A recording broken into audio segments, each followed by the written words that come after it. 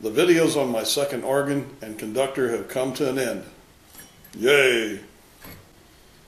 I was dragging my feet the past year on that project because I really was not happy with the conductor movements and I knew it could be much better. Rabanza on YouTube really helped me on that issue with his excellent program. I hope you all visit his channel and subscribe.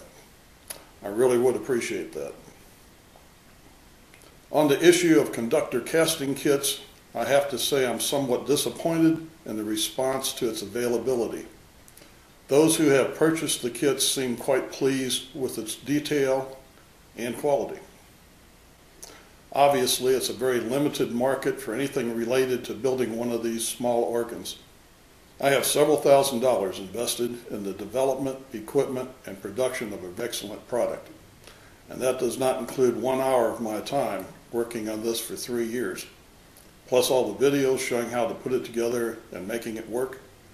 And I don't think I left anything out of those videos. Unless you are a sculptor or a very good wood carver, I don't think you can duplicate my kit, and certainly not for less than what I am charging. If anyone thinks I'm making money on these conductor kits, they are very mistaken. What I am doing is simply cost recovery, knowing fully well this is a limited market. This little guy is exactly the same size as the drawing included with the organ plans, and he will work electromechanically as I have done in my organ, or mechanically as John Smith shows in the Senior 20 plans. So here is how it works. I have all of the conductors I will ever need for my organs, past and future. The kits will be available for a while. Kit price is your share of my cost, bottom line. If you think you will ever want one, I would suggest you order it now. Please follow the instructions given in the description for this video. When I'm gone, the kits are gone.